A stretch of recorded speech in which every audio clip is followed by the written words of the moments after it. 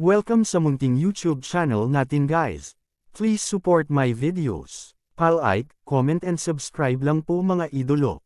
Maraming salamat po. Story Present, Myriad World Inventory Box. Kabanata 2801. Si Imperial Concubine Li at ang 8th Prince ay natural na hindi nakilala si Huang Feng. Gayunpaman, kung si Huang Feng talaga ang nakahuli kay Wu Yan, kung gayon siya ay talagang napakahusay na tao. Kung ganoon, sa kanyang pagprotekta sa ikawalong prinsipe, ang ikawalong prinsipe ay hindi malalagay sa anumang panganib kahit na pumunta siya sa larangan ng digmaan. Alam din ni Huang Feng na bagamat pumayag si Prinsesa Qi na hayaan ang tatlong prinsipe na pumunta sa larangan ng digmaan, hindi niya hinanggad na magkaroon ng anumang aksidente sa kanila. Sa makatuwid, natural na kailangang tiyakin ni Huang Feng ang kaligtasan ng tatlong prinsipe. Noon lang magiging kalmado si Prinsesa Qi. Sa katotohanan, ang Emperor ay hindi kinakailangang magkaroon ng kakayahang mag-utos sa larangan ng digmaan. Kung hindi, bakit kailangan niya ang mga general na iyon? Bilang emperador ng isang bansa, ayos lang basta marunong siyang gumamit ng mga tao. Sa makatuwid, nang iminungkahi ni Huang Feng at Princess Qi ang pagsubok na ito, hindi nila talaga inaasahan na magagawa nilang sugpuin ang rebelyon. Nais lamang nilang makita kung gaano nila kahusay ang paghawak sa sitwasyon at kasabay nito, nais nilang makita kung mayroon silang lakas ng loob na gawin ito. Sa makatuwid, ang mga prinsipeng iyon na kusang sumuko ay natural na walang karapatang lumaban para sa trono. Malinaw ding sinabi ni Prinsesa Qi kay Huang Feng na mas pinapaboran niya ang ikawalong prinsipe kaysa sa iba pang mga prinsipe. Dahil dito, binalak ni Huang Feng na personal na protektahan ang 8th Prince. Una, masisiguro niya ang kanyang kaligtasan.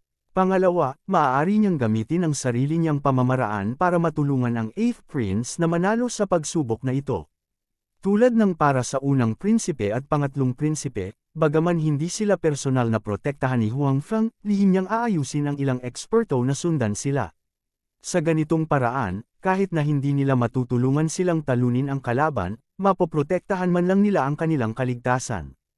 Masasabing dahil sa pagsasaayos ni Huang Feng at Princess Qi, ang 8th Prince ay nasa isang hindi matatalo na posisyon sa simula pa lang.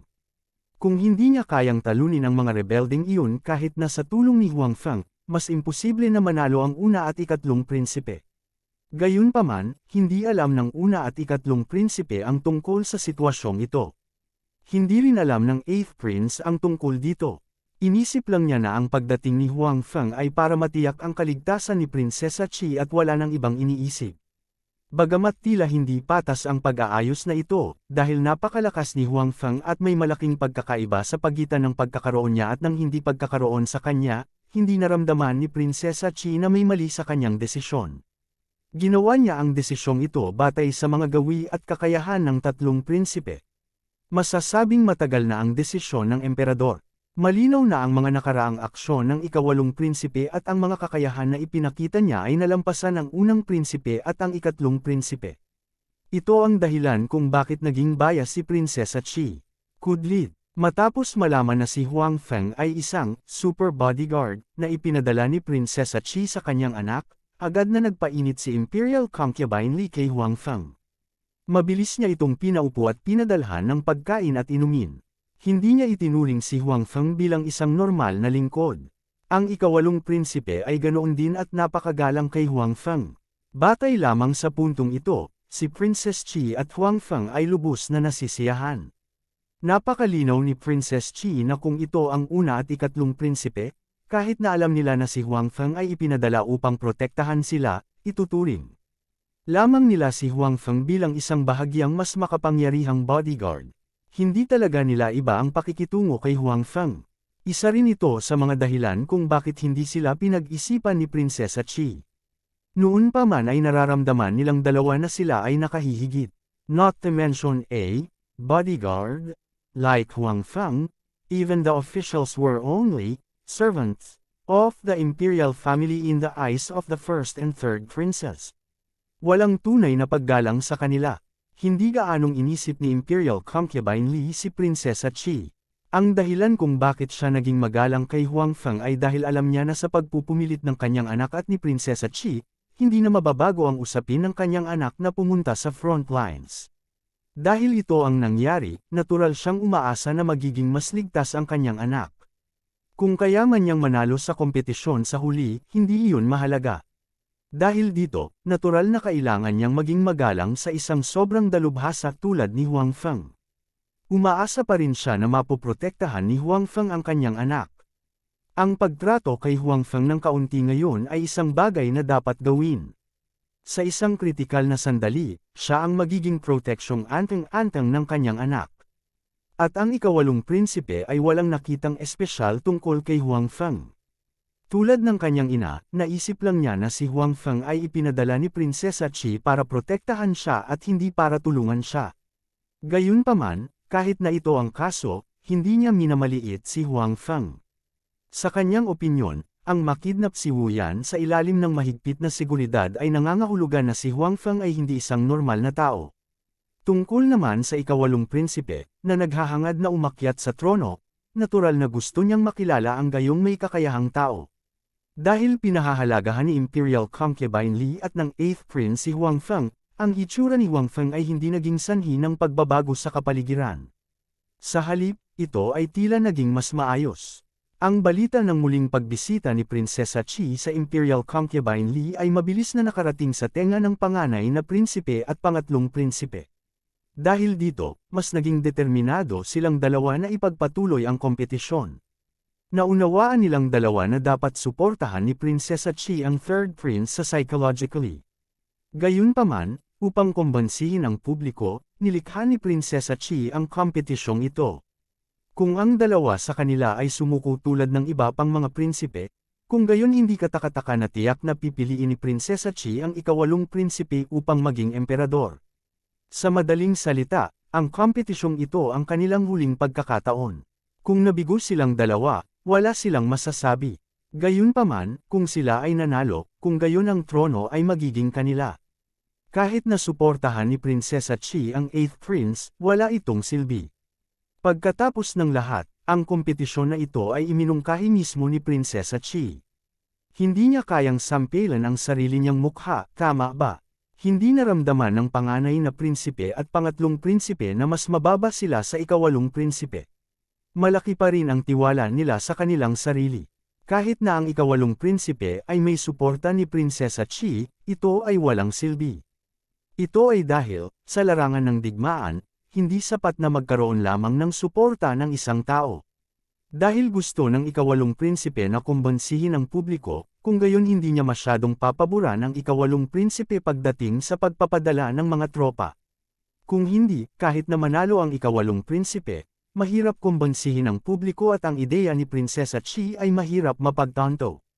Sa sitwasyon na pare-pareho ang kanilang mga nasasakupan, hindi naniniwala ang panganay na prinsipe at ikatlong prinsipe na matatalo sila sa ikawalong prinsipe. Kaya naman, nang malaman ng dalawang prinsipe na muling pumunta si Prinsesa Qi sa lugar ni Imperial Concubine Li, hindi nila ito isinapuso. Paano kung mayroon silang suporta ni Princess Qi? Dahil nagsimula na ang kompetisyon, ang natitira ay upang makita ang pagganap ng bawat tao. Hindi mahalaga ang opinyon ni Prinsesa Qi. Sa sandaling ito, hindi pa rin alam ni Wang Cheng na siya ang naging target ng kompetisyon sa pagitan ng mga prinsipe. Sa sandaling ito, puno siya ng ambisyon at nagpaplanong sakupin ang buong dinastiyang Lu. Kabanata 2802. Sa sandaling ito, si Wang Cheng ay talagang puno ng ambisyon at kumpiyansa. Simula nang bumalik siya mula sa labas ng pass, medyo maayos na ang development ni Wang Cheng. Sa labas ng pass, ginamit ni Wang Cheng ang kanyang relasyon kay General Bossy para makakuha ng maraming supply at kagamitan. Ito ay lubos na nagpabuti sa lakas ng kanyang rebelding hukbo. Gayunpaman, sa oras na ito, pinagbuti lamang niya ang kanilang panlabas na kagamitan. Sa katunayan, ang kanyang hukbo ay pangunahing binubuo pa rin ng mga hindi sanay na magsasaka na walang kapangyarihang panlaban. Walang masyadong tao na matatawag na sundalo na kayang lumaban pagkatapos niyang sanayin. Ito rin ang naging dahilan kung bakit mababa ang tingin sa kanila ng maraming opisyal ng dinastiyang Lu.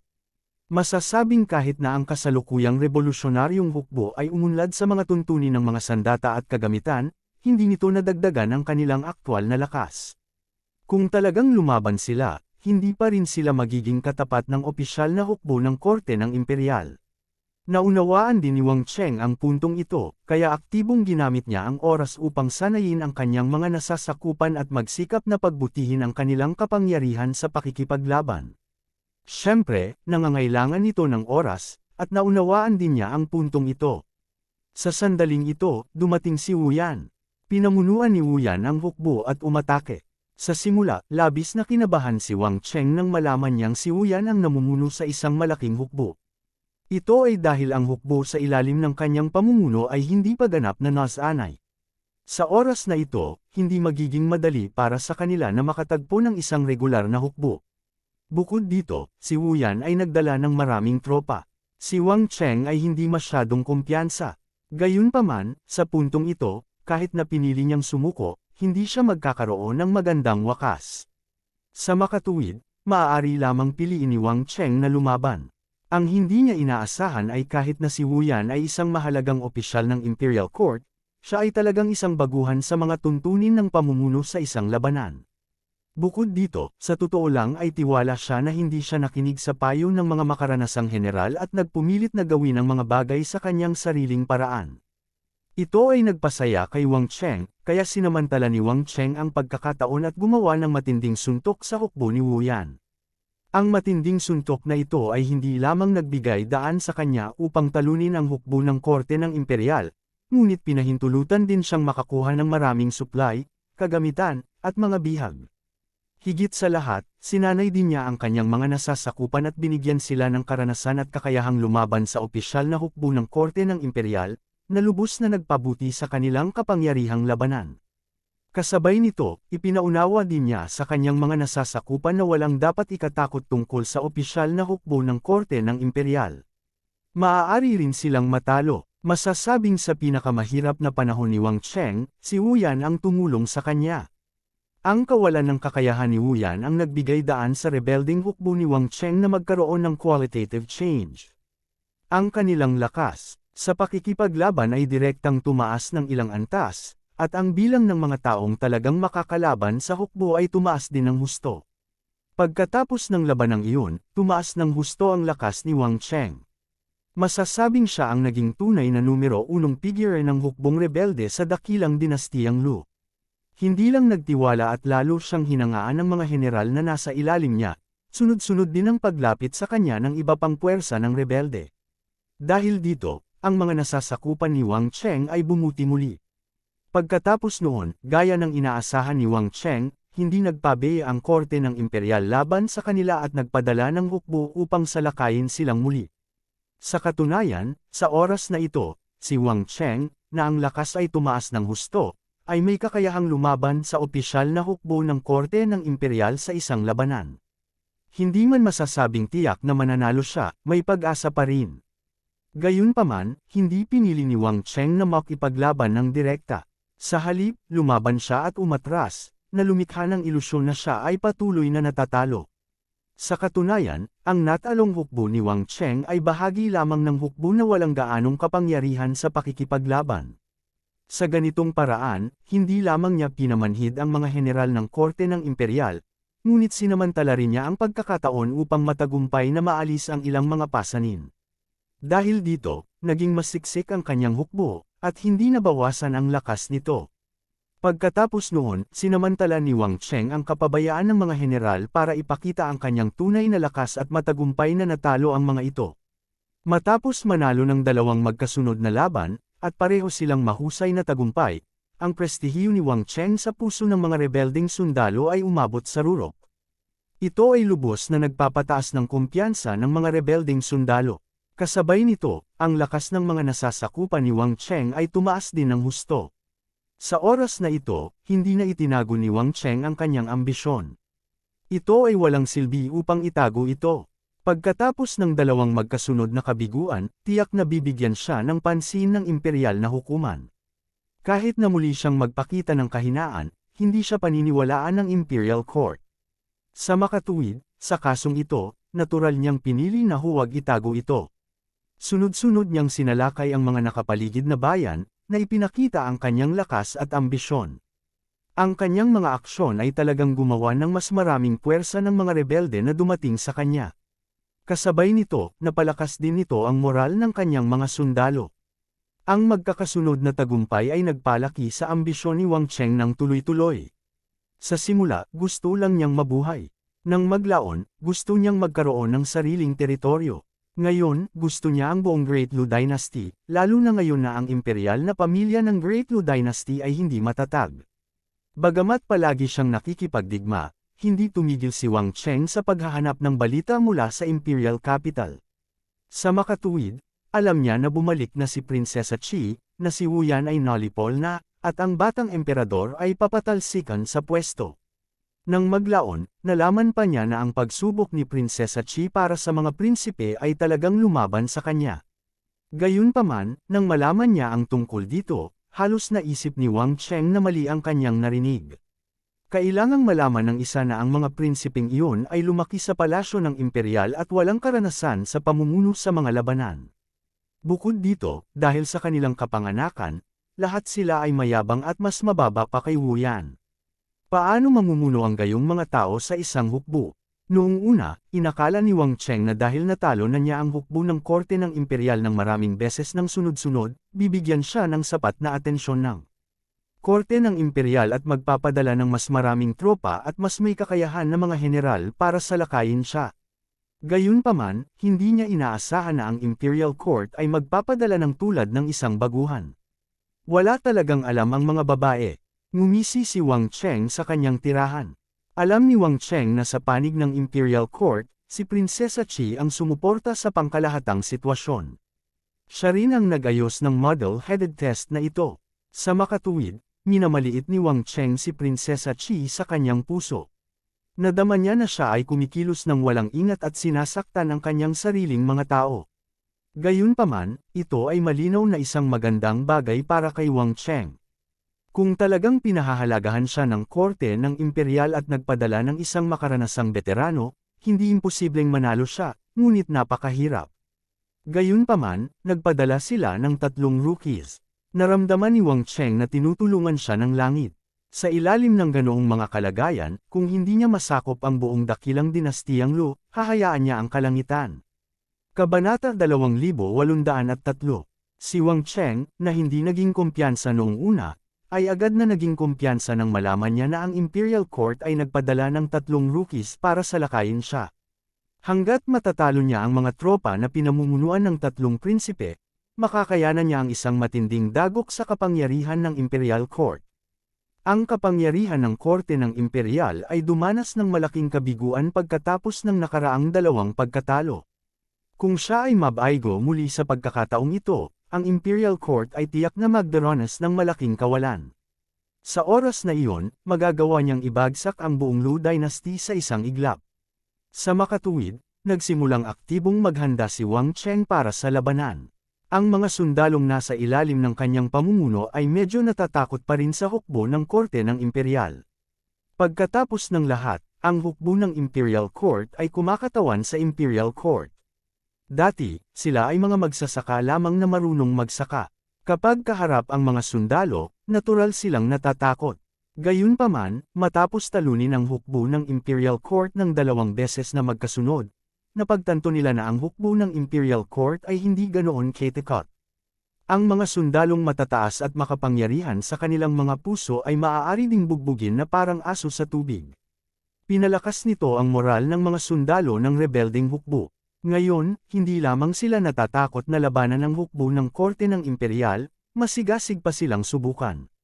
Gusto nilang makita ang kahabag-habag na kalagayan ng mga kawal na karaniwang mayabang kapag sila ay natatalo. Sa makatuwid, nang si Wang Cheng ay aktibong naghahanda para sa labanan, ang mga sundalo sa ilalim ng kanyang pamumuno ay aktibong nakikipagtulungan.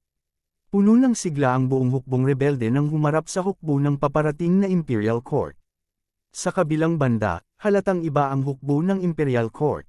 Sa orihinal, ang 2 magkasunod na pagkatalo ay medyo nagpatambol na sa puso ng mga sundalo ng korte ng imperial, at medyo hindi sila gaanong kumpiyansa. Napagtanto nila na sa kanilang mga mata, ang mga bumpkan na dati nilang minamaliit, ay naging napakalakas, at hindi na mga taong madali nilang mabuli. Ito ay lubhang nasira ang kanilang kumpiyansa at pagpapahalaga sa sarili. Sa oras na ito, kailangan nila ng isang malaking tagumpay upang mapalakas ang kanilang moral at maibalik ang kanilang kumpiyansa. Gayunpaman, sa sandaling iyon, inihayag ng korte ng imperial na ang bawat isa sa tatlong prinsipe ay mamumuno sa isang bahagi ng hukbo upang salakayin ang mga puwersang rebelde mula sa tatlong magkakaibang direksyon. Nang marinig ng mga sundalo ng korte ng imperial ang balitang iyon, halos tumakas sila sa takot. Hindi ba ito biro? Kahit na ang tatlong prinsipe ay may marangal na katayuan, sila ay palaging lumaki sa palasyo. Paano sila magkakaroon ng anumang karanasan sa pag-uutos sa lugar? Hindi ba't isang biro ang hayaan silang manguna sa hukbo? Hindi ba biro ang buhay ng mga mababang antas na sundalong ito? Bilang karagdagan, ang kasalukuyang hukbong rebelde ay hindi na ang hukbong rebelde mula noon. Pagkatapos ng dalawang malalaking tagumpay, ang kanilang lakas ay bumuti ng husto. Maging ang mga sundalong minamaliit ang rebeldeng hukbo noon ay kailangang seryosohin sila sa panahong ito. Napagtanto na nila na hindi madaling talunin ang hukbong rebelde. Sa oras na ito, dapat nilang ituon ang lahat ng kanilang lakas upang palibutan at lipulin ang rebeldeng hukbo sa halip na maghiwalay. Kung gagawin nila iyon, magkakalat ang kanilang lakas, at napakadali para sa hukbong rebelde na isa-isa silang talunin. Ito ay totoo lalo na noong ang mga commander ng tatlong hukbo ay mga bagitong prinsipe pa. Sa makatuwid, nang marinig ng mga sundalo ng korte ng imperial ang balita mula sa korte ng imperial, napuno ng kawalan ng pag-asa ang kanilang mga puso. Hindi gaanong mga tao ang optimistiko tungkol sa mga prospect ng imperial court. Nadama nilang lahat na malapit na ang ikatlong malaking pagkatalo ng imperial court. Gayunpaman, sila ay mga ordinaryong mababang antas na sundalo lamang. Napagtanto man nilang hindi maganda ang sitwasyon, wala silang magagawa para baguhin ito. Hindi alam ng mga nakatataas ang kanilang iniisip, at ayaw nilang malaman. Sa makatuwid, ang ilang mga sundalo ay nagsimulang maghanap ng mga pagkakataon upang makatakas para sa kanilang sariling buhay. Sa makatuwid, bago dumating ang tatlong prinsipe sa larangan ng digmaan, ang mga tropang kanilang pinamunuan ay dumanas ng mga casualty na hindi nakikipaglaban. Ang sitwasyong ito ay natural na hindi pinahintulutan ng tatlong prinsipe, at agad nilang sinimulan itong harapin. Ang mga sundalong nakatakas ay kailangang parusahan ng husto. Tungkol dito, maging si Huang Feng ay walang pagtutol. Kapag may mga tumalikod sa gitna ng isang mahusay na labanan, kung hindi sila haharapin ng malupit, makakaapekto ito sa moral at lakas ng labanan ng buong hukbo. Hindi rin mapakali ang ibang mga sundalo, at halatang hindi yun magandang balita para sa kanila. Mr. Huang, sa tingin mo ba mananalo tayo? Ang mga sundalo sa ibaba ay parang walang tiwala. Tinanong ng ikawalong prinsipe si Huang Feng na may pag-aalala. Mula ng same time na ipinakilala ni Prinsesa Qi si Huang Feng kay Imperial Concubine Li at ang ikawalong prinsipe. Ang ikawalong prinsipe ay palaging pinananatili si Huang Feng sa kanyang tabi. Hindi niya tinuring si Huang Feng na parang isang normal na gwardya, ngunit sa halip ay magalang at magalang. Pagkatapos ng lahat, si Huang Feng ay isang may kakayahang tao, at isa siya sa mga tao ni Prinsesa Qi. Batay lamang dito, ang ikawalong prinsipe ay hindi nang ahas na maliitin siya. Higit pa rito, kung talagang may kakayahan si Huang Feng, siya ay magiging mas higit na proteksyon na anting-anting kaysa sa ikawalong prinsipe. Umaasa pa rin siya na kapag nasa panganib siya, may iligtas siya ni Huang Feng. Sa makatuwid, natural na walang kahit katiting na kapabayaan sa kanilang pang-araw-araw na pakikipag-ugnayan. Bagamat ang ikawalong prinsipe ay hindi masyadong mahusay sa pamumuno ng hukbo, mayroon pa rin siyang sentido komon. Hindi pa sila nakakapasok sa larangan ng digmaan, ngunit mayroon ng mga tumalikod. Bukod dito, napakababa ng moral ng buong hukbo. Ito ay malinaw na hindi isang magandang bagay. Nang sila ay talagang pumasok sa larangan ng digmaan, napakadali para sa kanila na matalo. Kung wala man lang silang tiwala na talunin ang kalaban, paano sila lalaban? Sa larangan ng digmaan, sa makatuwid, ang ikawalong prinsipe ay labis na nag-aalala tungkol dito. Ang ikawalong prinsipe, na itinuring na si Huang Feng bilang ang pinakamaaasahang tao sa kanyang tabi, ay natural na hindi sinasadyang nagsalita tungkol sa mga alalahanin sa kanyang puso. Your Highness, wala kang dapat ikabahala. Tayo ang mananalo. Kung ikukumpara sa pag-aalala ng ikawalong prinsipe, mukhang kalmado si Huang Feng. Sa katotohanan, pagdating sa pagtingin sa mundo, si Huang Feng ay mas may karanasan kaysa sa ikawalong prinsipe. Noong nakaraan, anong uri ng sitwasyon ang hindi nakita ni Huang Feng? Anong uri ng mahihirap na bagay ang hindi niya naranasan? Gayunpaman, hindi ba niya nalutas ang mga ito isa-isa? Ang kasalukuyang kalaban ay isang grupo lamang ng mga rebelde na nanalo ng ilang laban. Para kay Huang Feng, wala talaga. Ang pagnanais na talunin sila ay hindi isang imposibleng bagay para kay Huang Feng. Sa makatuwid, si Huang Feng ay natural na mukhang napakalmado. Gayunpaman, ang katahimikang ito ay nahulog sa mga mata ng ikawalong prinsipe. Naisip niya na hindi napagtanto ni Huang Feng ang kabigatan ng bagay. Kahit na ang kanyang kakayahan ay maaaring napakalakas, ngunit pagkatapos ng lahat, ito ay isang larangan ng digmaan ng 10,000 o kahit na daan-daang libong mga tao. Ang katapangan ng isang individual ay hindi makapagpasya ng anuman. Si Huang Feng ay lubos na kumpiyansa sa kanyang sariling kakayahan, kaya siya ay lubos na kumpiyansa sa paparating na labanan. Gayunpaman, sa katunayan, malinaw na hindi ito ang kaso. Sa pananaw ng ikawalong prinsipe, si Huang Feng ay medyo bulag na kumpiyansa. Kabanata 2804. Siyempre, kahit na hindi sumang-ayon ang ikawalong prinsipe sa opinyon ni Huang Feng, wala siyang sinabi.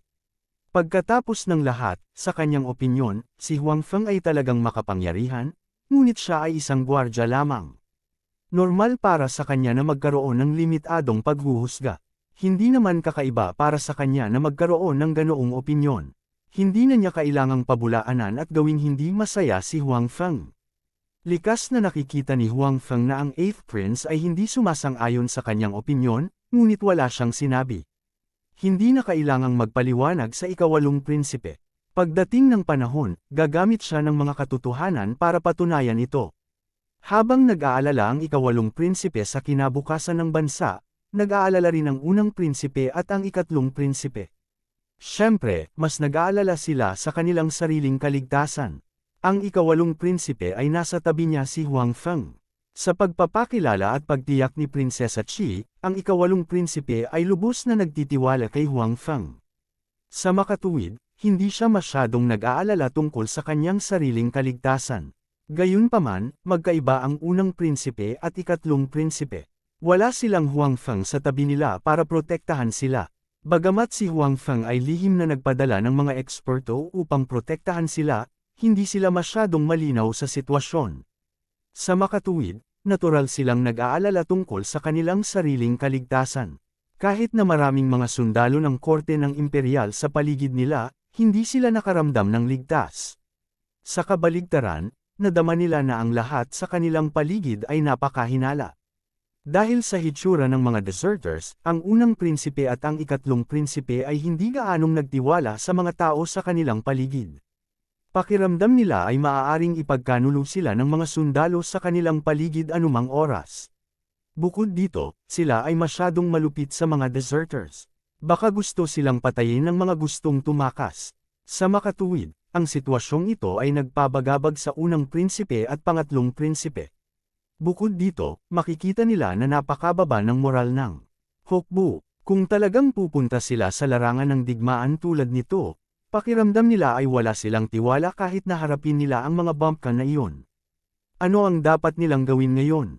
Direktang sumuko at bumalik. Nasa harapan nila ang trono at walang sinuman sa kanila ang gustong sumuko. Pagkatapos ng lahat, ang pagiging emperador at pagiging isang prinsipe ay dalawang ganap na magkaibang buhay. Dahil nagkaroon sila ng pagkakataon na maging emperador, natural na ayaw nilang palampasin ito. Mabuti kung lahat sila ay sumuko sa pagsubok na ito dahil tiyak na mag-aayos si Princess Qi ng iba pang mga pagsubok. Gayunpaman, halatang hindi susuko ang panig ng 8th Prince. Hanggat gusto ng unang prinsipe at pangatlong prinsipe ang trono, hindi sila maaaring sumuko. Sa oras na ito, ang unang prinsipe at ang ikatlong prinsipe ay tiyak na minumura ang ikawalong prinsipe sa kanilang mga puso. Gayunpaman, gaano man sila nagmura, hindi nila mababago ang mga katotohanan. Para sa kapakanan ng trono, maaari lamang nilang ihanda ang kanilang mga sarili at magpatuloy pasulong. Gayunpaman, pinalakas nila ang proteksyon sa kanilang paligid. Ang mga taong nakapaligid sa kanila ay pawang mga matatandang sumunod sa kanila sa loob ng maraming taon. Sa ibang mga sundalo, wala silang tiwala sa kanila ngayon. Nagdadasal din silang dalawa sa kanilang mga puso na ang hukbong rebelde ay hindi kasing lakas ng sabi ng mga sabi-sabi. Kung hindi, maaari silang matalo. Gayunpaman, handa rin silang dalawa na tumakas anumang oras. Pagkatapos ng lahat, ang kanilang sariling buhay ay palaging ang pinakamahalaga. Ang ekspedisyong ito ay hindi kasing simple ng pagkatalo lamang sa hukbong rebelde. Kinailangan din nilang makipagkumpetensya sa dalawa pang prinsipe. Sa madaling salita, kahit natalunin ng isa sa mga prinsipe ang hukbong rebelde sa kanyang direksyon, matatalo pa rin siya sa kompetisyon dahil mas mabagal siya kaysa sa ibang mga prinsipe. Sa makatuwid, ang isyu ng bilis ay isinasaalang-alang pa rin. Dahil din dito na kahit na nag-aalala pa rin ang unang prinsipe at ang ikatlong prinsipe, hindi naging mabagal ang kanilang bilis sa pagmamartsa. Anuman ang mangyari, pinakamahalagang makipag-ugnayan muna sa kalaban. Kung nanalo sila, papasa sila sa pagsusulit. Kung natalo sila, hindi sila matatalo. Upang talunin ang kalaban sa harap ng dalawa pang prinsipe, ang unang prinsipe at ang mga tropa ng ikatlong prinsipe ay nagmarcha ng napakabilis. Wala man lang silang na-reconnaissance at pagod na pagod ang buong tropa. Sa pananaw ng unang prinsipe at ng ikatlong prinsipe, tiyak na alam ng hukbong rebelde na sila ay darating. Sa makatuwid, sa oras na ito, tiyak na nagtago sila sa lungsod at nais na umasa sa mga kakayahan sa pagtatanggol ng lungsod upang ipagtanggol laban sa kanila. Kaya naman, hindi sila nang ahas na gumawa ng inisyatiba sa pag-atake. Sa makatuwid, sa panahon ng marcha, natural na hindi kailangang mag-alala tungkol sa kanilang mga pag-atake. Ang mga general sa hukbo ay malinaw na may iba't ibang opinyon. Mula sa kanilang pananaw, napakahusay pa rin ni Wang Cheng. Kung nagmamadali silang sumulong at tinambangan sila ng rebelding hukbo sa daan, hindi maiisip ang mga kahihinatnan. Gayunpaman, ang kanilang mga mungkahi ay hindi tinanggap ng unang prinsipe at pangatlong prinsipe. Mula sa kanilang pananaw, ang pinakamahalagang bagay ngayon ay ang oras. Kinailangan nilang makipagkarera laban sa oras at talunin ang kalaban bago ang dalawa pang prinsipe. Kung ang rebelding hukbo ang magkusa na umatake, ayos lang. Tiyak na matatalo nila ang kalaban sa kalagitnaan. Sa kasong iyon, magagawa nilang maayos at madaling mabawi ang lungsod. Mula sa pananaw ng unang prinsipe at pangatlong prinsipe, hindi na sila makapaghintay na umalis ang kaaway sa lungsod. Kung wala ang depensa ng lungsod, mas madali para sa kanila na talunin ang kalaban. Sa kabilang panig, ang ikawalong prinsipe ay may parehong ideya. Gusto rin niyang umasenso lalo na't alam niyang mabilis umasenso ang unang prinsipe at ikatlong prinsipe. Nag-aalala siya sa kanyang puso. Pagkatapos ng lahat, dahil pinili niyang mamuno sa hukbo, natural na ipinakita nito na mayroon din siyang mga iniisip tungkol sa trono. Natural, hindi siya handang panoorin ang dalawa pang prinsipe na mas mabilis kaysa sa kanya. Gayunpaman, ang kanyang ideya ng pagmamadali sa hukbo ay pinigilan ni Huang Feng. Ginamit ni Huang Feng ang puntong ito para talunin ang mga prinsipe ng Wind Nation. Sa makatuwid, natural na naiintindihan ni Huang Feng na sa ganitong uri ng sitwasyon, ang kawalan ng pagmamadali sa hukbo ay natural na hindi maaaring hayaan ang 8th Prince na sumulong ng padalos-dalos. Dahil nagawa ni Wang Cheng na bumuo ng rebelding hukbo sa ganitong lawak, natural na hindi siya isang walang kwentang tao. Sa makatuwid, sa oras na ito, mas mahusay na mag-ingat. Pero, nauuna na sa atin ang team ni na Kuya at Third Brother. Kung hindi tayo magmadali, matatalo tayo sa kompetisyong ito. Bagamat nag-aalala rin ang ikawalong prinsipe na tambangan siya ng mga rebelding hukbo, nang makitang naiwan siya ng ganito ay lalo siyang nabalisa. Kung tutuusin, tambangan man siya ng rebelding hukbo o hindi, hindi pa rin niya alam. Gayunpaman, ang tiyak ay kung mahuhuli siya sa unang prinsipe at pangatlong prinsipe, matatalo siya sa kompetisyon. Kaya naman, ayaw niyang mahuli. Kung pinagkakatiwalaan mo ako, pagkatapos ay makinig ka sa akin, sabi ni Huang Feng sa ikawalong prinsipe, huwag kang mag-alala, hindi ko hahayaang matalo ka sa kompetisyon. Kabanata 2805. Gusto ng ikawalong prinsipe na pumunta sa sarili niyang paraan at hindi makinig kay Huang Feng. Gusto niyang pangunahan ang kanyang mga tauhan at sumugod. Kung tutuusin, siya ang commander-in-chief ng hukbong ito. Bagamat si Huang Feng ay pinahahalagahan at iginagalang ng 8th Prince, isa lamang siyang makapangyarihang bantay. Wala siyang kapangyarihang magdesisyon pagdating sa pagmamartsa at pakikipaglaban. Gayunpaman, nang makita ng ika-8 prinsipe ang kalmadong mga mata ni Huang Feng, hindi niya alam kung bakit ngunit hindi niya namamalayan na pinili niyang makinig sa mungkahi ni Huang Feng. Nagpatuloy ang mga tropa sa pagmarcha sa kanilang orihinal na bilis at hindi piniling sumugod. Sana tama ang mungkahi mo. Bagamat pinili niyang maniwala kay Huang Feng sa huli, nag-aalala pa rin ang 8th Prince. Kung tutuusin, hindi lang siya ang namumuno sa tropa. Nakikipagkumpetensya siya sa unang prinsipe at pangatlong prinsipe. Huwag kang mag-alala, walang mangyayaring aksidente. Sabi ni Huang Feng. Hindi lalaban si Huang Feng sa isang labanan na hindi niya tiwala sa sarili. Sa katunayan, bago pinamunuan ng ikatlong prinsipe ang mga tropa palabas ng Imperial Capital, lihim siyang nagpadala ng mga tao upang makalusot sa hukbong rebelde. Sa isang banda, gusto niyang mang-alap ng impormasyon tungkol sa hukbong rebelde. Sa kabilang banda, gusto niyang magtanim ng mga espesyaliya. Pagdating sa isang tunay na labanan, malinaw na mas mahusay na magkaroon ng mga espesyaliya kaysa wala. Bagamat may kaunting kakayahan si Wang Cheng, isa pa rin silang hukbong rebelde. Kailangan nila ng mas maraming tao at mas maraming kapangyarihan. Habang patuloy siyang nanalo, patuloy na tumataas ang kanyang prestihiyo. Parami ng parami ang mga taong piniling sumama sa kanya. Hindi tinanggihan ni Wang Cheng ang mga taong ito. Kung tutuusin, sa bilang, kulang pa rin ang bilang ng mga taong nasa ilalim ng kanyang pamumuno kumpara sa hukbo ng Imperial Court.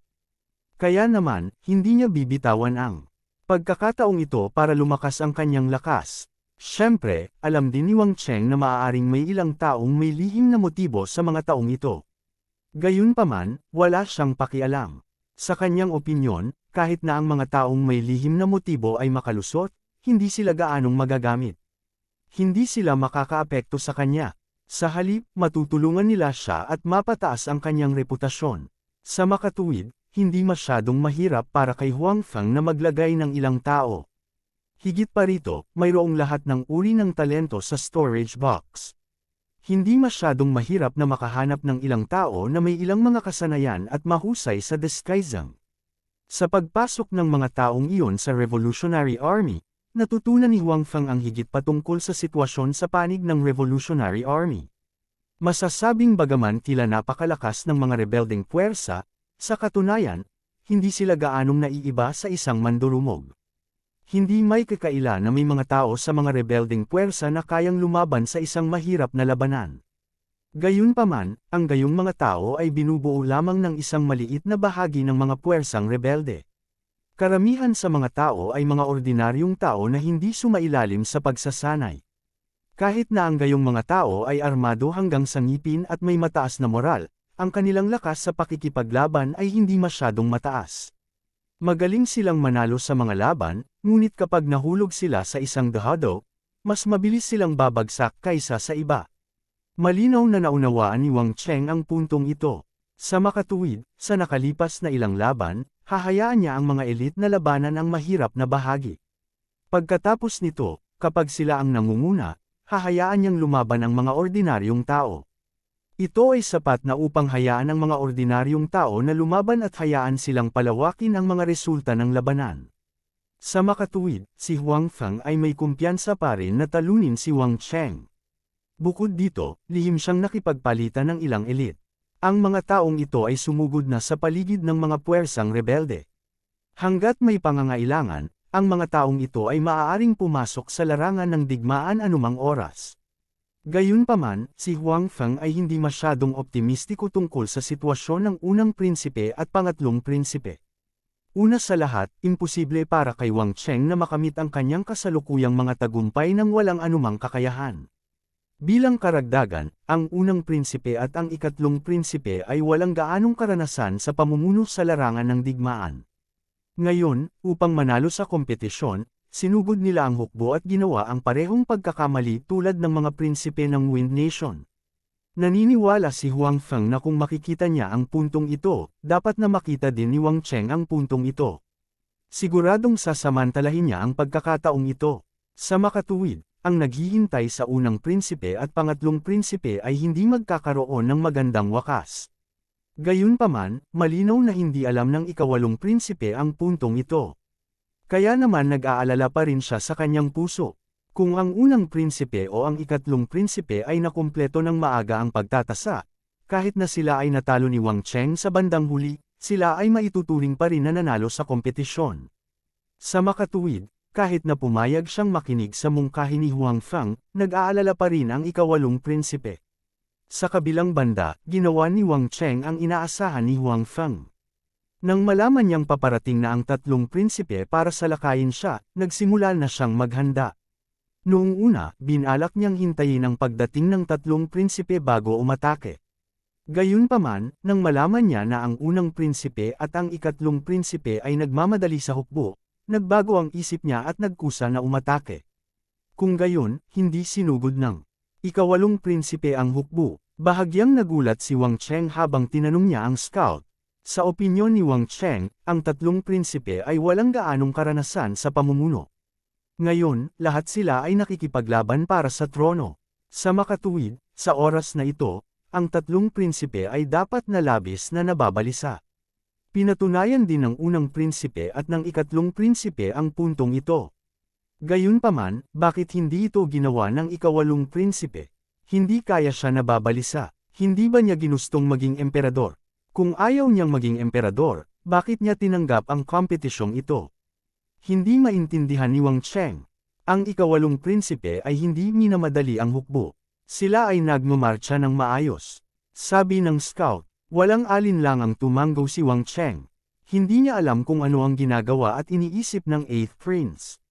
Gayunpaman, sapat na dalawang prinsipe ang nagkamali. Hindi niya palalampasan ang pagkakataong ito. Hanggat natalo niya ang dalawang prinsipe, hindi magiging problema ang natitira. Sa makatuwid, agad na kumilos si Wang Cheng. Inutusan niya ang kanyang mga tropa na manatili at lituhin ang mga tagamanman ng korte ng imperial. Gayunpaman, lihim na nagtitipon ang kanyang mga piling tropa.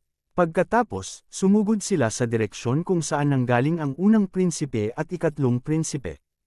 Handa silang tambangan ng unang prinsipe at ikatlong prinsipe.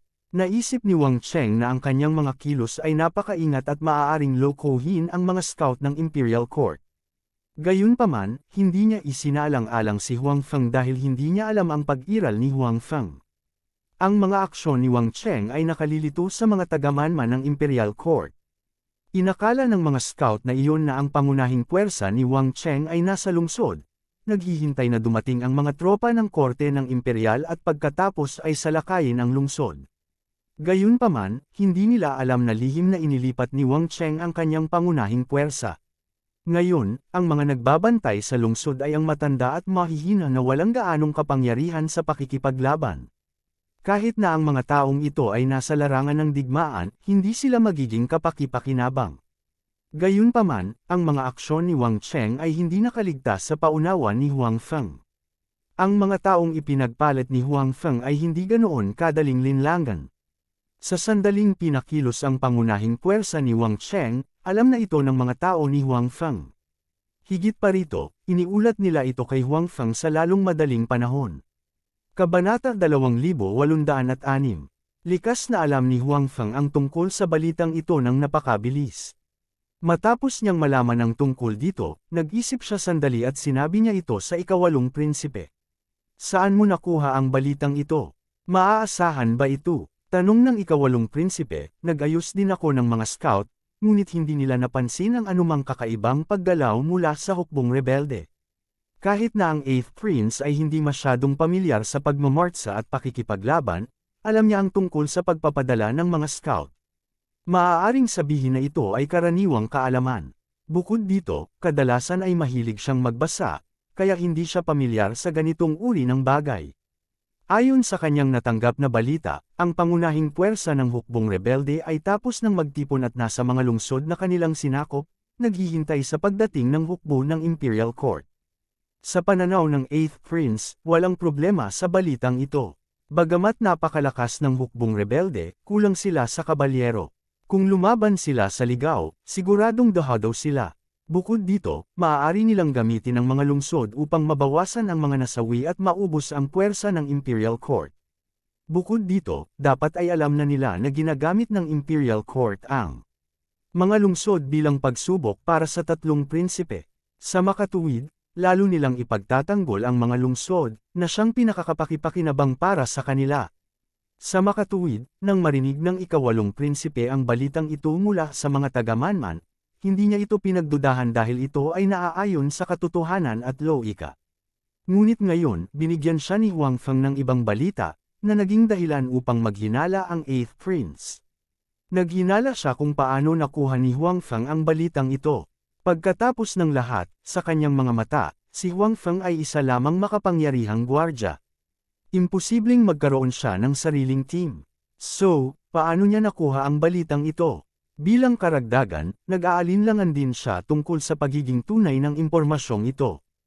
Ang impormasyong ito ay iba sa impormasyong natanggap niya. Sa makatuwid, dapat mayroong isang tunay at isang pekeng isa. Kung alin ang tunay, hindi alam ng ikawalong prinsipe. Gayunpaman, malinaw na mas hilig niyang maniwala sa impormasyong natanggap niya. Mayroon akong sariling mga mapagkukunan, at masisiguro kung tama ang balitang ito. Sinabi ni Huang Feng, ang mga pangunahing puwersa ng hukbong rebelde ay umalis na sa mga lungsod na iyon. Sila ay patungo sa unang prinsipe at pangatlong prinsipe, marahil upang tambangan ang dalawang prinsipe. Ito na ang pagkakataon natin. Chance. Anong chance? Tanong ng ikawalong prinsipe. Isang pagkakataon na sakupin ng lungsod. Sinabi ni Huang Feng, umalis na ang pangunahing puwersa ng hukbong rebelde. Bagamat may mga gwardya pa rin sa mga lungsod na iyon, at maaaring marami sila, wala silang gaanong kapangyarihan sa pakikipaglaban. Kaya, hanggat mayroon tayong elite na pangkat na maglulunsad ng sorpresang pag-atake, dapat nating bawiin ang mga lungsod na iyon sa isang mabilis na mabilis. Kung ganoon, ikawalong prinsipe, nanalo ka na sa kompetisyon. Panipi, nang marinig ang mga salita ni Huang Feng, medyo naantig ang ikawalong prinsipe. Pagkatapos ng lahat, siya ang nagkusa na lumahok sa pagtatasa na ito. Obviously, gusto niya ang trono. At ngayon, sinabi ni Huang Feng ang isang plano na nagpakilos sa kanyang puso. Kung kaya niyang bawiin ang mga lungsod na iyon, kung ano man ang resulta, nanalo sana siya sa huling kompetisyon. Para sa kanya, ito ay napakahalaga at nakatutokso. Ngunit, maaari mo bang garantiya na walang anumang pangunahing puwersa sa mga lungsod na iyon? Kahit na ang ikawalong prinsipe ay labis na naantig sa mga salita ni Huang Feng, hindi siya nang ahas na magtiwala sa pinagmulan ng impormasyon ni Huang Feng. Kung nabigo ang sorpresang pag-atake, mawawalan siya ng maraming sundalo at general. Sa oras na iyon, ang kanyang lakas ay lubos na mababawasan at kailangan niyang umatras mula sa pagtatasa na ito. Pagkatapos, kailangan niyang magpaalam sa trono. Kaya, kung siya ay nakinig sa mungkahi ni Huang Feng at nagpadala ng isang elite na koponan upang maglunsad ng isang sorpresang pag-atake, kung gayon ito ay magiging mapanganib. Kung ito ay nagtagumpay, kung gayon ito ay mabuti, ngunit kung ito ay nabigo, kung gayon ito ay nangangahulugan na siya ay nabigo sa pagtatasa na ito. Kaya, ito ay isang malaking sugal. Dahil dito nag-alinlangan ang ikawalong prinsipe.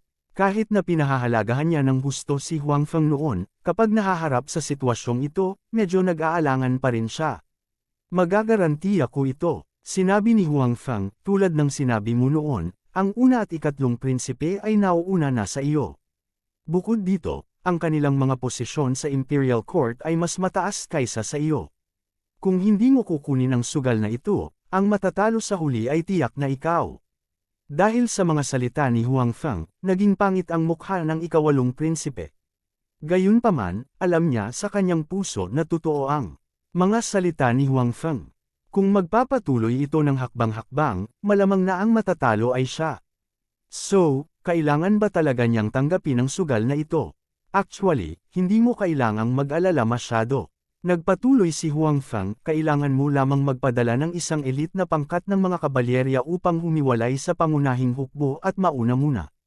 Ako ay nasa paligid ng mga lungsod na iyon at maghahanda upang matiyak na ang iyong mga tao ay maaaring makapasok ng maayos. Kung walang paraan upang makapasok, maaari mong hayaan ang iyong mga tao na manatili sa labas ng lungsod at hindi aatake sa lungsod. May mga tao ka sa harapan. Ang ikawalong prinsipe ay tumingin kay Huang Feng nang may pagtataka. Oo, tumango si Huang Feng. Mga tao ng Her Highness Princess Qi.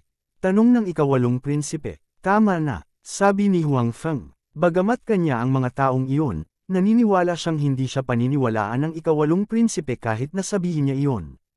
Mas mabuting sabihin na sila ay mga tao ni Prinsesa Qi para mas madaling maniwala sa kanya ang ikawalong prinsipe. Oo naman, pagkatapos marinig ang mga salita ni Huang Feng, ang ikawalong prinsipe ay walang gaanong pagdududa sa kanyang mukha. Sa katunayan, palaging may mga taong nanghuhula kung ilang tao ang nakapaligid sa kanya ni Prinsesa Qi, ngunit walang nang ahas na makasigurado. Gayunpaman, madaling nahuli ni Prinsesa Qi si Wu Yan at napuksa ang Wu family. Sa mata ng karamihan, si Prinsesa Qi ay dapat may isang pangkat na sumusunod lamang sa kanyang mga utos. Ang pangkat na ito ang tumulong sa kanya sa dilim, na nagpapahintulot sa kanya na madaling lipulin ang Wu family at kontrolin ang buong Imperial Court. Sa makatuwid, nang sabihin ito ni Huang Feng, ang ikawalong prinsipe ay walang kaunting pagdududa. Sa halip, napuno ng excitement ang mukha niya. Sige, papakinggan kita. Hindi na nagdalawang isip pa ang ikawalong prinsipe. Itinuring niya ang lahat ng ito bilang kaayusan ni Prinsesa Qi. Dahil inayos na ito ni Prinsesa Qi, kailangan na lang niyang makinig. Nabigo man siya sa huli, hindi siya masisisi. Naniniwala siya na hindi rin siya masisisi ni Prinsesa Qi. Dahil dito, agad na nagpadala ang ikawalong prinsipe ng isang grupo ng mga piling kabalyero. Sa ilalim ng utos ni Huang Feng, sila ang unang tumungo sa lungsod sa unahan. Gayunpaman, hiniling ni Huang Feng na ang grupong ito ng mga cavalrymen ay itago ang kanilang mga truck hanggat maaari habang naglalakbay, upang hindi hayaang matuklasan sila ng kaaway ng maaga. Tungkol sa mga utos ni Huang Feng, kasama ang mga tagubili ng ikawalong prinsipe ng maaga, ang mga taong ito ay natural na hindi nang ahas na sumuway. Sa makatuwid, ang mga taong ito ay humiwalay sa pangunahing puwersa at sumulong. Ang pangunahing puwersa ay patuloy na sumulong ayon sa orihinal na ruta, ngunit ang kanilang bilis ay bahagyang mas mabilis. Gayunpaman, hindi ito sa lawak na kailangan nilang magmadali. Kabanata 2807. Hindi sinundan ni Huang Feng ang nag-iisang tropa at patuloy na nanatili sa tabi ng 8th Prince. Nangako siya kay Prinsesa Qi na titiyakin niya ang kaligtasan ng 8th Prince, kaya para sa kaligtasan, mas mabuting manatili sa tabi ng 8th Prince. Tungkol naman sa laban sa hinaharap, naniniwala siya na hindi magkakaroon ng anumang aksidente kahit na wala siya roon. Pagkalipas ng 2 araw, sa harap ng isang lungsod na sinakop ng hukbong rebelde, dumating na ang taliban ng ikawalong prinsipe. Higit pa rito, nagpadala sila ng signal ayon sa kahilingan ni Huang Feng. Ayon kay Huang Feng nang sila ay aalis, hanggat ipinadala nila ang signal, may mga taong darating para tanggapin sila. Sabi mo, sa tingin mo may darating talaga para tanggapin tayo? Tinanong ng isang general ang isa pang general sa tabi niya, bakit pakiramdam ko ay hindi masyadong maaasahan ang bagay na ito? Sa tingin ko rin. Sumang-ayon ang general sa tabi niya, yung nagsabi niyan ay personal guard ng 8th Prince. Guard lang siya, ano ang malalaman niya? May sarili kaya siyang hukbo? Panipi, hindi kaya inutusan sila ng ikawalong prinsipe na magpadala ng mga tao para tanggapin tayo. Sabi ng general kanina, sa tingin ko hindi posible iyon. Sinabi ng general noon, sigurado akong alam mo ang posisyon ng ikawalong prinsipe sa korte ng imperial. Bago ito, wala pang mga general na nangako ng katapatan sa kanya. Higit pa rito, walang sinuman sa mga prinsipe ang pinahihintulutang magpakilos ng sarili nilang hukbo. Paano magkakaroon ng sariling hukbo ang ikawalong prinsipe? Tiyak na imposible. Panipi, I don't know about that. Saka bakit sinabi ng taong yun? Who knows? In any case, naipadala na ang signal ayon sa sinabi niya. Maghintay na lang tayo. Sinabi rin ng 8th Prince na hanggat wala tayong nakikitang tumatanggap sa atin, hindi tayo dapat mag-expose. Wala tayong magiging panganib. Totoo iyon. Gayunpaman, sino sa tatlong prinsipe sa tingin mo ang mananalo sa kompetisyon at aakyat sa trono? Sana ang ikawalong prinsipe. Kung tutuusin, nasa ilalim na tayo ng pangalan niya. Kung kaya niyang manalo sa kompetisyon at umakyat sa trono, maaari tayong mag-iwan ng magandang impresyon at maging mas malapit sa kanya kaysa sa iba. Kung gusto nating ma-promote, mas madali. Gayunpaman, sa tingin ko, wala sa tatlong prinsipe ang mananalo sa huli. Dapat mong malaman na ang nilalaman ng kompetisyon bago ito ay upang sakupin ang mga ito. Kahit na siyan, lahat ay natalo sa kamay ng mga rebelding hukbo. Sa palagay mo ba ay maaaring manalo ang tatlong walang karanasang prinsipe laban sa hukbong rebelde? Hindi ako naniniwala. Panipi, totoo iyon. Nag-mature na ang hukbong rebelde at hindi na ganoon kadaling talunin. Kailangan natin silang seryosohin. Hindi ko alam kung ano ang iniisip ni Prinsesa Chi. Talagang gumamit siya ng ganoong kalaking bagay para subukan ang tatlong prinsipe. Hindi ba biro ito? Kapag natalo na ang tatlong prinsipe, wala nang matitirang sundalo sa panahon ng Great Lu Dynasty, ipagtatanggol mo sila. Bagamat winasak ni Prinsesa Chi ang Wu family, babae pa rin siya sa huli. Mahaba ang buhok at mixing kaalaman ng mga babae. Hindi naman kakaiba para sa kanya na gumawa ng ganoong desisyon.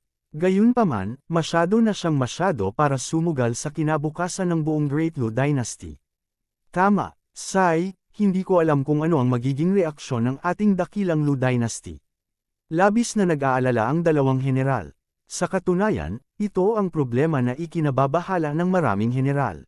Ang balita na inayos ni Prinsesa Chi para sa tatlong prinsipe na sumailalim sa pagsubok ay karaniwang kumalat sa buong Great Lu Dynasty. Alam na ng marami ang tungkol dito. Ang ilan ay sumang-ayon, habang ang ilan ay hindi sumang-ayon. Gayunpaman, walang silbi kahit anong ugaling mayroon sila dahil nagsimula na ang pagsubok. Ang tatlong prinsipe ay umalis na sa imperial capital at nagsimulang pamunuan ng hukbo upang salakayin ang hukbong rebelde. Bilang mga general sa hukbo, ang mga taong ito ay may kaunting pag-unawa sa kanilang sariling lakas at lakas ng hukbong rebelde. Bagamat talagang maraming tao ang walang gaanong lakas sa pakikipaglaban sa hukbong rebelde, mayroon pa ring mga piling tropa. Lalo na pagkatapos makaranas ng dalawang malalaking labanan, marami sa mga rebelding hukbo ang pamilyar na sa larangan ng digmaan at nasanay na sa pakikipaglaban. Ang kanilang lakas sa pakikipaglaban ay tumaas ng higit sa isang antas.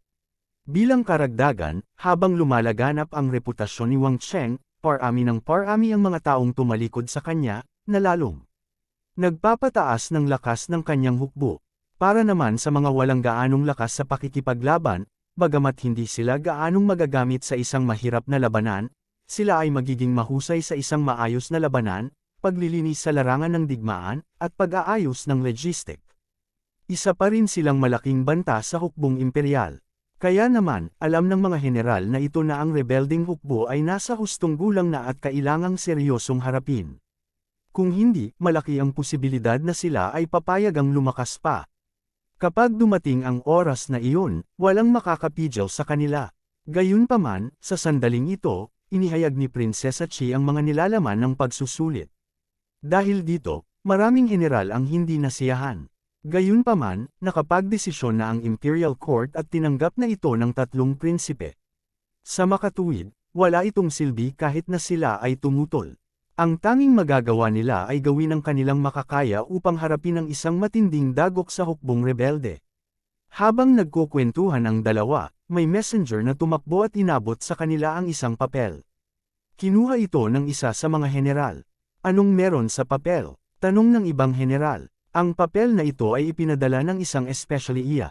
Gusto nilang maghanda tayo sa pagpasok sa lungsod sa hating gabi. Pagdating ng oras, bubuksan nila ang mga pintuan ng lungsod. Sabi ng general na nagbabasa ng papel. Nasa syudad na sila. Mapagkakatiwalaan ba ang balitang ito?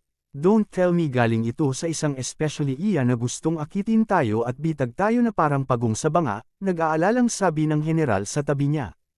Hindi ako sigurado. Ang general na nagbasa ng papel ay nagsabi, kung ang bantay sa panig ng ikawalong prinsipe ay mapagkakatiwalaan, kung gayon ang papel na ito ay hindi dapat maging isang problema.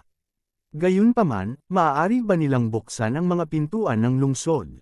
Kung gayon, maghintay tayo hanggang hating gabi at tingnan natin. Inutusan na tayo ng ikawalong prinsipe na huwag gumawa ng anumang galaw kung hindi natin masigurado na may especially iya. Panipi, sige, magpahinga at magpagaling ang lahat. Pagkatapos nito, ang mga sundalong sumugod ay nakahanap ng isang lugar upang magtayo ng kampo at magpagaling bilang paghahanda sa labanan na maaaring mangyari sa gabi. Gayunpaman, kahit na sa oras na ito, ang dalawang general ay hindi masyadong sigurado kung ang balitang ito ay totoo o hindi. Talaga bang may especially iya sa loob? Kahit na mayroon, magagawa ba talaga ng kabilang partido na buksan ang mga pintuan ng lungsod? Gayunpaman, anuman ang mangyari, kailangan nilang maghintay hanggang gabi upang malaman. Samantala, hindi pa rin alam ng mga bantay sa lungsod na marami sa mga tauhan ni Huang Feng ang nakalusot sa kanilang hanay. Pagkatapos ng lahat, ang mga tao sa hukbong rebelde ay nagmula sa lahat ng dako upang sumama kay Wang Cheng. Napakagulo at napakanormal na hindi sila pamilyar sa isa't isa. Sa makatuwid, hindi maraming tao ang naghinala sa mga tao sa kanilang paligid. Kabanata 2808. Ang mga tao sa labas ng lungsod ay may magkahalong damdamin at pagdududa. Dumilim ang langit at palapit na ng palapit ang hating gabi. Halos hating gabi na, pero wala pa ring gumagalaw sa gate ng lungsod. Hindi kaya peke ang balita?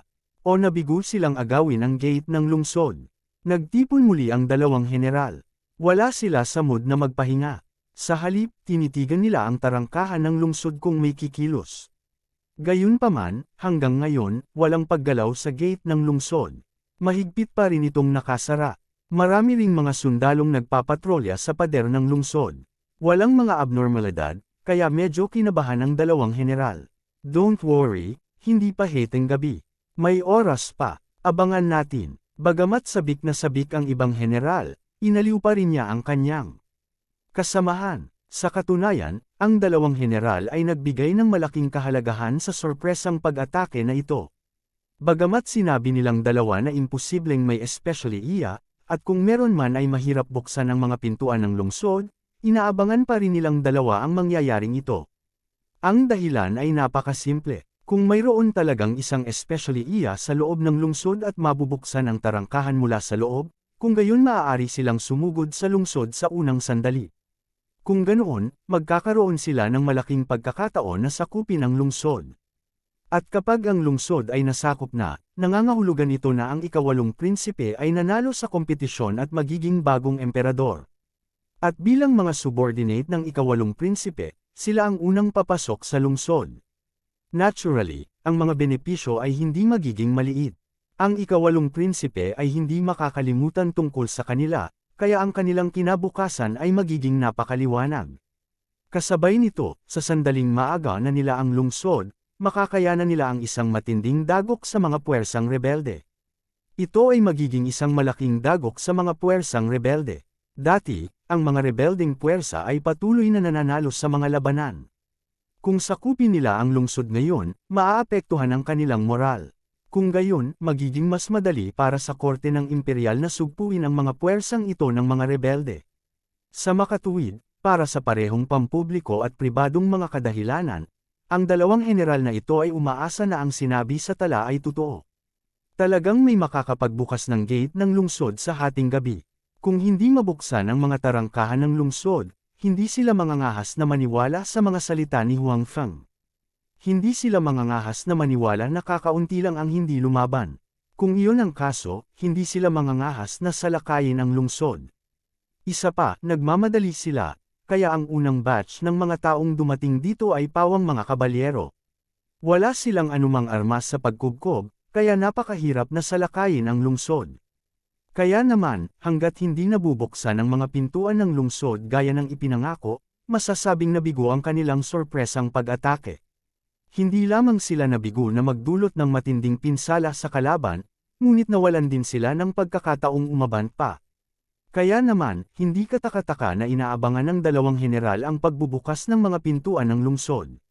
Sa oras na ito, may hukbong nakatalaga sa tarangkahan ng lungsod hindi kalayuan sa harap ng dalawang general.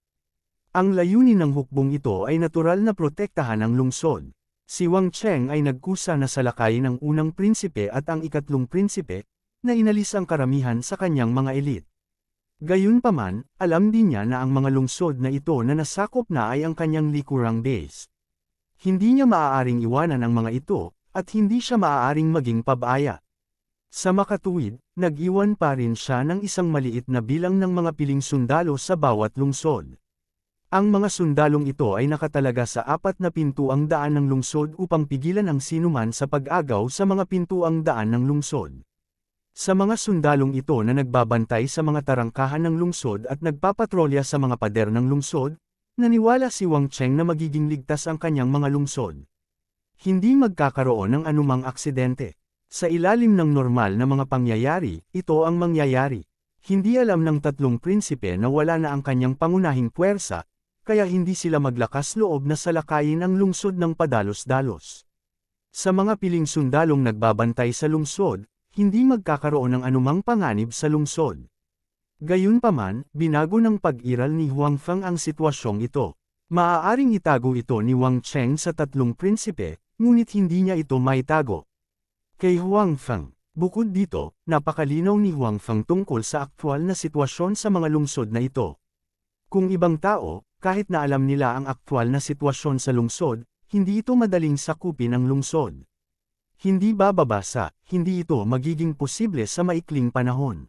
Hanggat ang labanan ay nasa isang deadlock, si Wang Cheng ay magkakaroon ng sapat na oras upang pamunuan ang hukbo pabalik. Kung ganoon, ang kanyang lungsod ay may pagtanggol pa rin. Gayunpaman, pagdating kay Huang Feng, iba na naman. Ang mga taong ipinadala ni Huang Feng upang makalusot sa hukbong rebelde ay hindi mga ordinaryong tao. Alam nilang lahat ang martial arts. Sa isang direktang labanan, maaaring hindi sila kasing husay ng mga elite na sundalo na ipinagpalit dati, ngunit mas mahusay sila sa pagpatay. Sa oras na ito, sa pansamantalang kampo malapit sa mga tarangkahan ng lungsod, marami sa mga rebeldeng sundalo ng hukbo ang nagpapahinga na.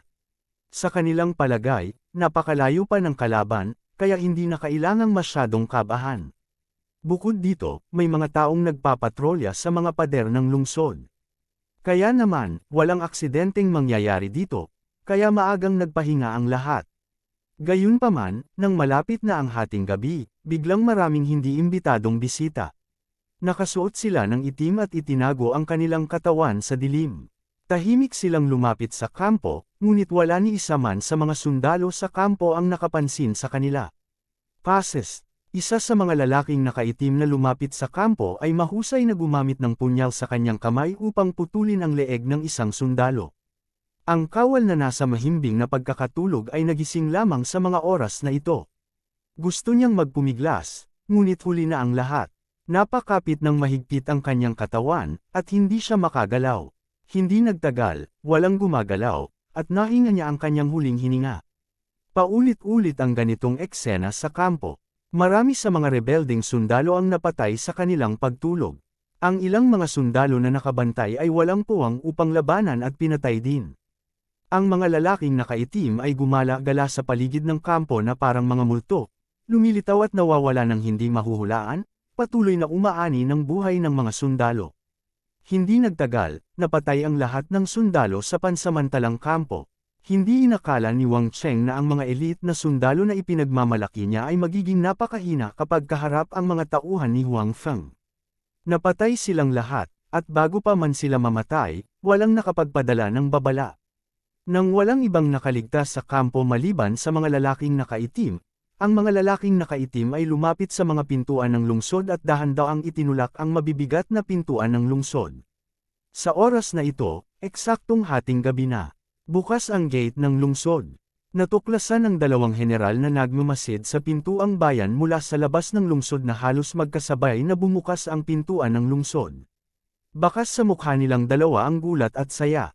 Binuksan talaga ang gate ng lungsod tulad ng nakasulat sa note.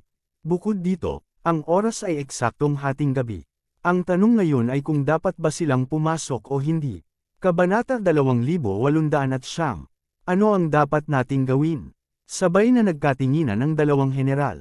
Nakita nila ang pananabik sa mga mata ng isa't isa, ngunit nakita din nila ang pag-iingat at pag-aalinlangan. Ito ay natural na isang magandang bagay na ang mga pintuan ng lungsod ay nabuksan. Kung ganoon, maaari silang pumasok sa lungsod. Nangangahulugan din na hindi kasinungalingan ang tala noon. Gayunpaman, ang hindi nila alam ay ang kasalukuyang sitwasyon sa lungsod. Kung ang mga pintuang daan ng lungsod ay binuksan ng rebelding hukbo sa sarili nilang hakbangin upang akitin sila at pagkatapos ay tambangan sila sa lungsod. Ano ang dapat nilang gawin? Lahat sila ay mga mangangabayo. Sila ay mabilis at may malakas na kapangyarihan sa pakikipaglaban sa ligaw. Gayunpaman, wala silang anumang kalamangan sa pagkubkob at pakikidigma sa lungsod. Kapag sila ay tinambangan sa lungsod, malamang na sila ay malipol. Kung muling isinara ang tarangkahan ng lungsod, wala ni isa sa kanila ang makakalabas.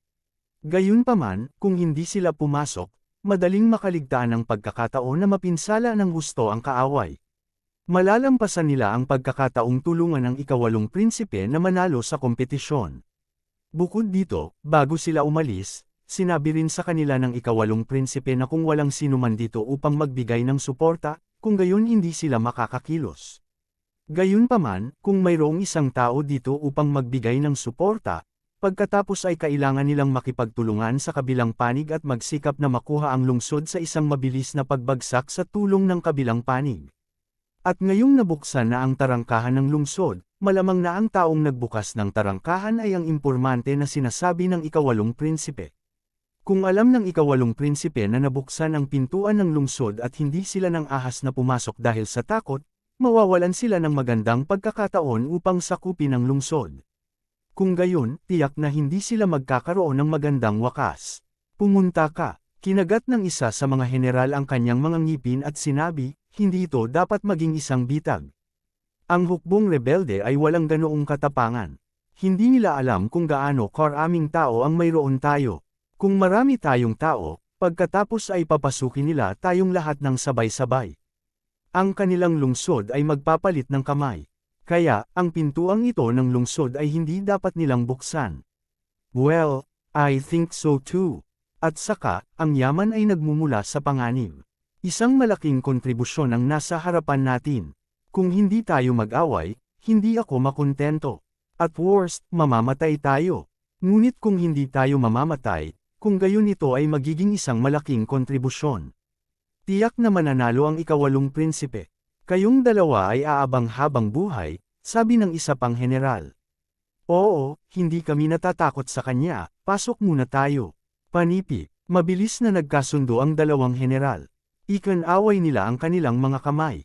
Sa likuran nila, ang mga sundalong matagal nang naghahanda at matagal nang nagpahinga ay agad na nagsilabasan at sumugod patungo sa lungsod. Bagamat medyo malayo na sila sa lungsod, dahil lahat sila ay mga kabalyero at nakapagpahinga na, nakabawi na sila sa kanilang pinakamabuting kalagayan. Kaya naman, sa isang kisap mata, sumugod na sila sa ilalim ng pader ng lungsod.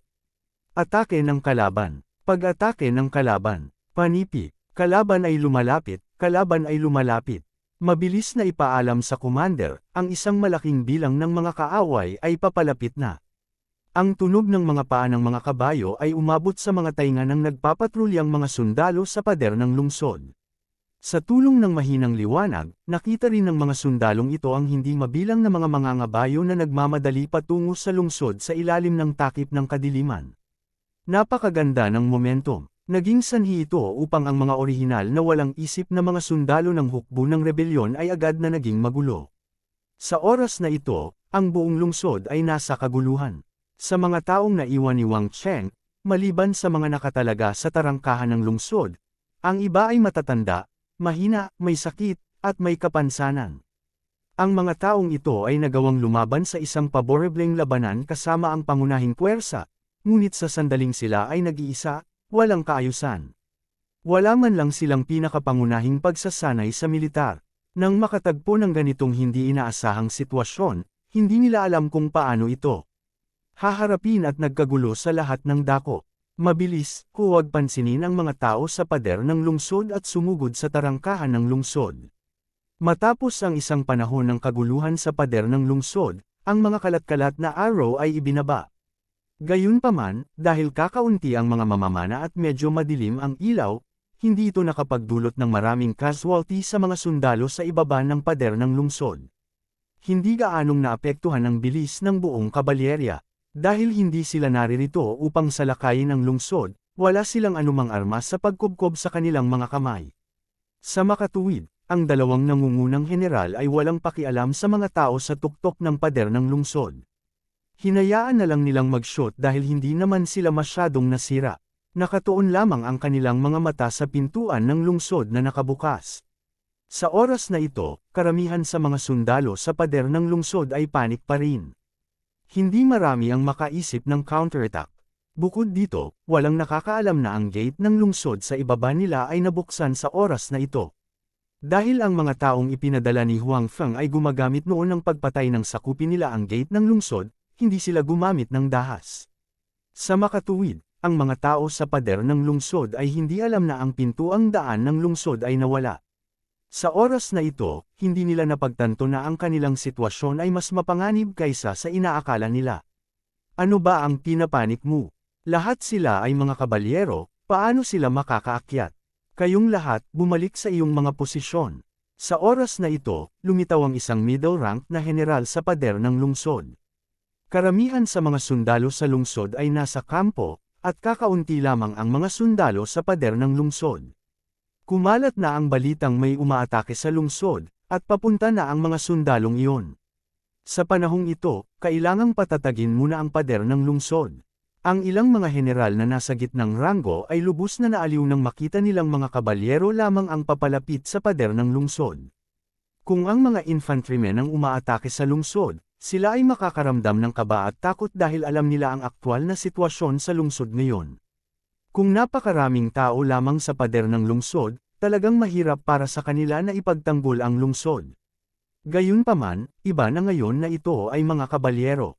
Ang mga mangangabayo ay may malakas na kapangyarihan sa labanan sa ligaw, ngunit hindi sila kasing husay ng mga infantrymen sa pakikipagdigma sa pagkubkob. Bukod dito, tila wala silang anumang mga sandata sa pagkubkob, kaya't hindi gaanong mag-alala. Bagamat ang mga sundalo sa lungsod ay may katamtamang lakas sa pakikipaglaban, nagawa pa rin nilang ipagtanggol ang lungsod ng walang anumang armas pangkubkob ang kaaway. Maliban na lang kung makakalipad sila, kung hindi, hindi sila makakapasok. Napaisip ang middle rank general sa kanyang sarili. Gayunpaman, isang tanong agad ang lumitaw sa kanyang isipan. Iyon ay, dapat maunawaan ng kaaway ang dahilan na naunawaan niya. Wala silang anumang armas sa pagkubkob, kaya walang paraan para salakayin nila ang lungsod. Bakit sila naglunsad ng isang pag-atake sa oras na ito? Para lang takutin siya at ang iba pa. O hindi nila nais na siya at ang iba ay magpahinga ng maayos. Hindi malaman ng general kung ano ang nangyayari. Gayunpaman, medyo nabahala siya nang makita niya ang mga agresibong mangangabayo sa ibaba ng pader ng lungsod. Tila may masamang mangyayari na ikinabahala niya ng walang dahilan. Kabanata 2810. Sa oras na ito, ang mga taong ipinadala ng ikawalong prinsipe ay walang pakialam sa iniisip ng ibang tao. Nakatingin lang sila sa nakabukas na gate ng lungsod. Hindi nila alam kung ano ang naghihintay sa kanila sa loob, at hindi nila alam kung biglang magsasara ang gate. Ang kailangan nilang gawin ngayon ay sumugod sa lalong madaling panahon. Napakabilis ng takbo ng mga kabalyerya, lalo na kapag sila ay naniningil ng buong bilis. Sa makatuwid, ang pangkat ng sorpresang pag-atake na ipinadala ng ikawalong prinsipe ay mabilis na nakarating sa tarangkahan ng lungsod. Sa oras na ito, hindi sarado ang gate ng lungsod. Hindi naging madali para sa charging cavalry na bumagal. Sa makatuwid, ang mga taong sumugod dito ay walang ibang pagpipilian. Anuman ang naghihintay sa kanila sa loob ng lungsod, ang tanging magagawa nila ngayon ay ipagpatuloy ang pagsingil. Sa wakas ay alam na ng nasa gitnang ranggo na general sa ibabaw ng pader ng lungsod kung saan nanggaling ang masamang premonition sa kanyang puso. Noong una, nang makita niya ang mga mangangabayo na umaakyat sa paanan ng pader ng lungsod nang hindi bumabagal, naguguluhan pa rin siya sa kanilang mga kilos at kinukutya ang kanilang katangahan. Gayunpaman, nang makita niyang dumaan ang mga mangangabayo sa pader ng lungsod nang walang anumang sagabal at pumasok sa lungsod, napagtanto niya ang maraming bagay. Binuksan ang gate ng lungsod. Ito lamang ang posibilidad na makapagpaliwanag kung bakit hindi bumagal ang takbo ng mga kabalyerya nang marating nila ang paanan ng pader ng lungsod.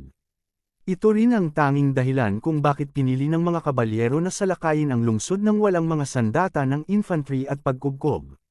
May insider pala sila, nabuksan na pala nila ang gate ng lungsod sa pamamagitan ng isang insider. Nang maisip ng middle-ranking general ang posibilidad na ito, biglang namutla ang kanyang mukha at tulala siyang nakatayo doon. Hindi kakaiba para sa mga tao mula sa korte ng imperial na makalusot sa hukbong rebelde. Si Wang Chengman o ang iba pang mga general, naisip nilang lahat ang posibilidad na ito. Ito ay dahil wala silang pakialam sa mga taong sumama sa kanila. Tinanggap nila ang lahat upang mapalawak ang kanilang lakas sa lalong madaling panahon. Nagbigay ito ng pagkakataon sa korte ng imperial na magtanim ng mga espesyaliya. Gayunpaman, maging si Wang Cheng o ang iba pang mga general, hindi nila masyadong inisip ang bagay na ito. Sa kanilang opinyon, hindi malaking bagay para sa ilang mga espesyaliya na makalusot sa hukbong rebelde. Wala silang pakialam sa mga taong nasa ibaba nila. Hanggat mahigpit nilang kinokontrol ang mga general sa gitna at itaas, walang magiging problema. Ang mga espesyaliya na nakalusot sa hukbong rebelde ay may mababang posisyon at hindi masyadong alam ang tungkol sa hukbong rebelde. Sa makatuwid, hindi na kailangang mag-alala. Gayunpaman, walang inaasahan na ang mga tao mula sa korte ng imperial ay aktwal na sakupin ng tarangkahan ng lungsod sa ilalim ng gayong mga kalagayan. Kailangang malaman ng isa na naisip na ni Wang Cheng ang sitwasyong ito at naunawaan ang kahalagahan ng gate ng lungsod.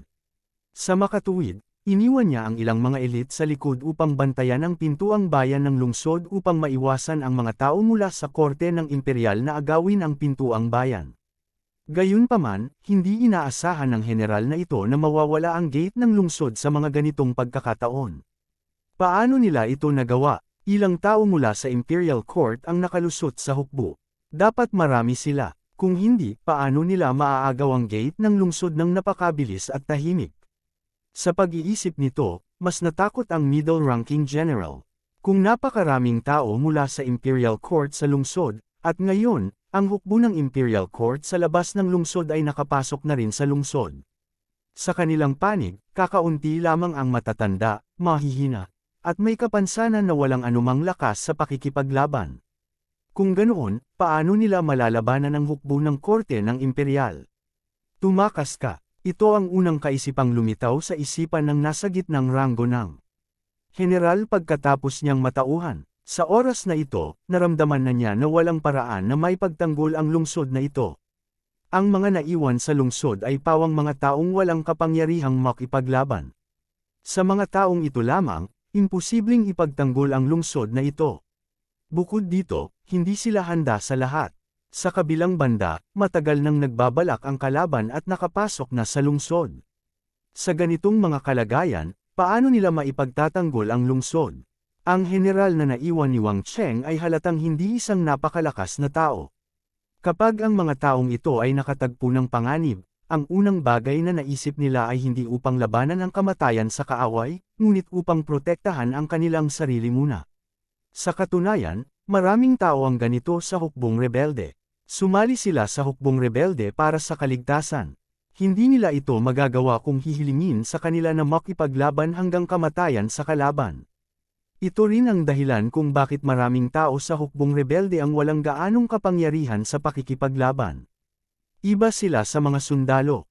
Sumama sila sa hukbong rebelde para sa kaligtasan at hindi para makipaglaban kay Wang Cheng. Sa makatuwid, kapag ang kanilang buhay ay nanganganib, ang una nilang naisip ay protektahan ang kanilang sarili. Kaya naman, nang walang pag-aalinlangan, tumalikod ang middle-ranking general at umalis sa pader ng lungsod. Nakahanda siyang umalis bago pa tuluyang sakupin ng kaaway ang lungsod. Tungkol naman sa mga taong nasa pader ng lungsod na lalong nagiging magulo, wala siya sa mood na pakialaman sila. Maaari nilang gawin ang anumang gusto nila. Wala itong kinalaman sa kanya. Maraming tao ang gumawa ng katulad niya. Nang makita ng mga taong ito ang malaking bilang ng mga mangangabayo sa labas ng lungsod na pumasok, napagtanto nila na ang mga bagay ay hindi maganda. Natakot sila na hindi may pagtanggol ang lungsod. Kung nandito si Wang Cheng, mas mabuti. Magagamit niya ang kanyang prestihiyo para pakalmeyan ang mga taong ito. Kahit wala silang gaanong combat power, nakakalaban pa rin sila ng kaunti. Gayunpaman, wala si Wang Cheng ngayon. Nakita ng ilan sa mga nasa gitnang general na hindi maganda ang takbo at unang tumakas. Kaya naman, walang pumunta para pigilan at supilan ang mga taong ito, dahilan para sila ay matalo. Sa oras na ito, nakita din ng hukbong imperial na pumasok sa lungsod ang mga bangkay sa lupa sa tarangkahan ng lungsod. Nang makita ang eksenang ito, lihim na nagulat ang lahat. Malinaw, hindi dahil sa hindi inayos ng hukbong rebelde ang mga tao na bantayan ang tarangkahan ng lungsod. Kaya lang ang mga taong nagbabantay sa tarangkahan ng lungsod ay pinatay ng sarili nilang mga especially iya. Bukod dito, marami sa kanila ang napatay. Malinaw na hindi kakaunti ang bilang ng mga especially iya na binanggit ng bodyguard ng ikawalong prinsipe. Bukod dito, sila ay napakalakas. Kung hindi nila magagawang sakupin ang gate ng lungsod ng ganoon kabilis.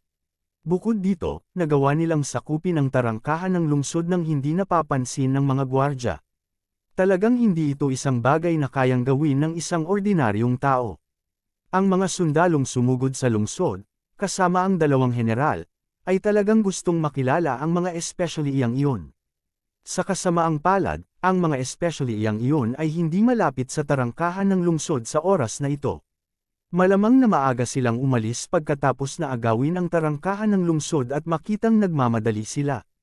Bukod dito, ito ay isang kritikal na sandali sa labanan. Bagamat nakapasok sila sa lungsod, hindi pa nila lubusang nasakop ang lungsod. Kaya naman, hindi pa tapos ang kanilang misyon. Natural, wala na silang panahon para pakialaman ang ibang mga bagay ngayon. Kung tungkol sa pagkilala sa mga especially iyan na ito, maaari lamang silang maghintay para sa iba pang mga pagkakataon.